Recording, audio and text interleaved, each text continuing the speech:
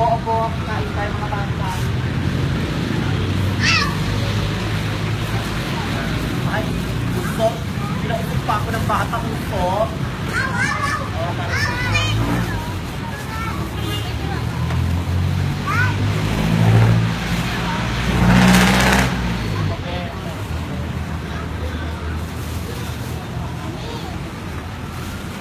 mga gutom tayo, diba?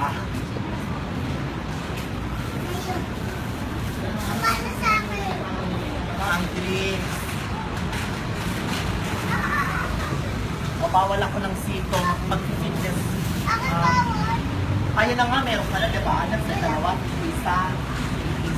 O, meron ako dito po. Sigla pa. Nakain ako para sa kain kayo. Kayo yun ang kutsara, tinidor ha. Ano ba? Ano nahanap mo? Oh.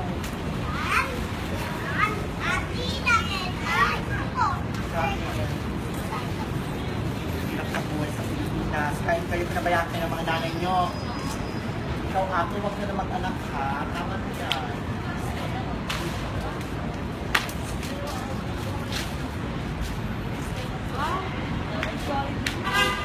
Kain. Gutom kayo.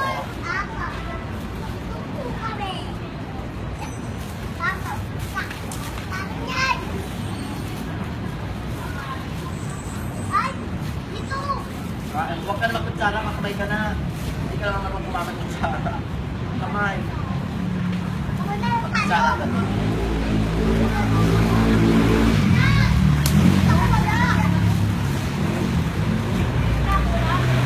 Ate, ikaw, malaki ka na. Dapat, minsan magtrabaho ka. Ang mga bata dito, iniwan ang kanilang mga magulang. Walang bata. Walang pagkain. Kahit pa paano, mahalaga dito. Kapag sila ang nagkakabahan sila at nagkukulang sa gusto mo kumain o hindi na ako kakain para sa'yo. Sige na, kumain ka. Para sa'yo yan. Drinks ko yan. Sige, para sa'yo na lang yan. Meron kain. Kahit yan makita ko na kayo makain na sila.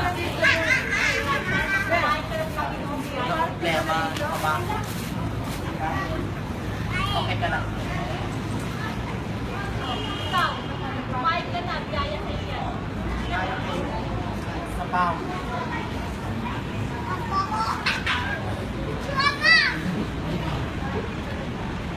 Ikaw, ang kamay mo. Kaya mo dito. Kumain ka